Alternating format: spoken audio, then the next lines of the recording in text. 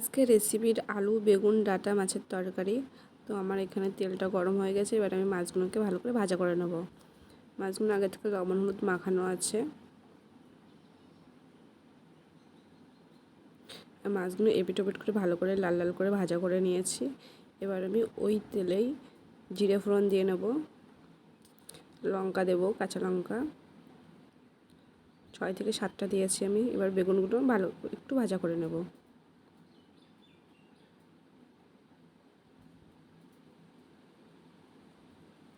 বেগুনগুলো একটু একটু ভাজা হয়ে গেছে, এবার আমি আলুগুলো দিয়ে দেব।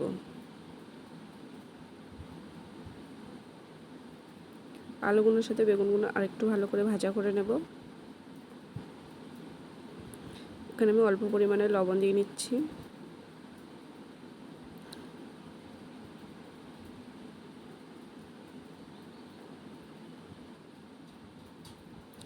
এবার আমি পরিমাণ মতন হলুদ দিয়ে দেব।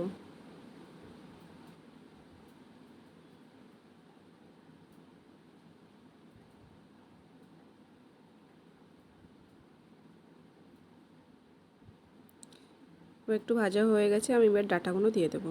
ডাঁটাগুলোর সাথে আরেকটু ভালো করে ভাজা করে নিতে হবে আলু আর বেগুনটাকে।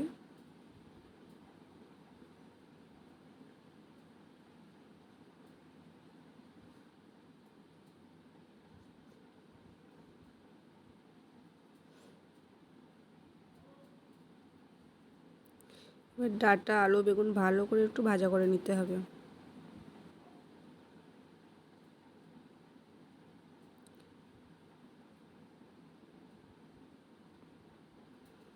পাঁচ মিনিট মতন ভাজা করে নিতে হবে, তারপরে আমি পরিমাণ মতন জল দিয়ে দেবো।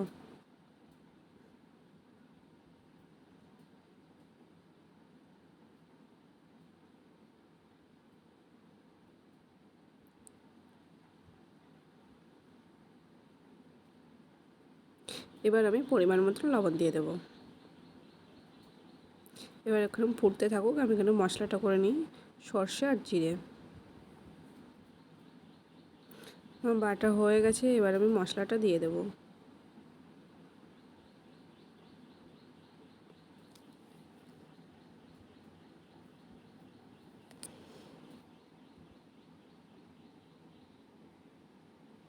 এবার আমি মাছগুলো দিয়ে দেবো। এবার মাছগুলো দিয়ে 5 থেকে 7 মিনিট ফুটিয়ে নিতে হবে।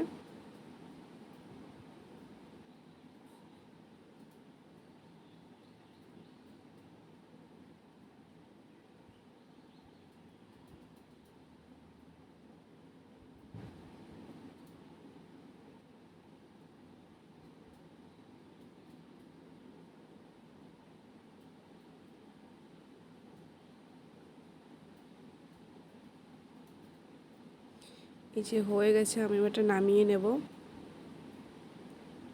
তো ভালো লাগলে অবশ্যই লাইক কমেন্ট সাবস্ক্রাইব করতে ভুলবে না।